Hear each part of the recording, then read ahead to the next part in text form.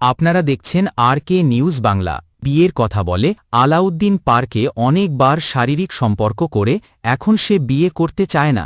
এখন আমার মরা ছাড়া কোনো উপায় নাই। আমি বাঁচলে এই জায়গায় বাঁচব, মরলে এই জায়গায় মরব।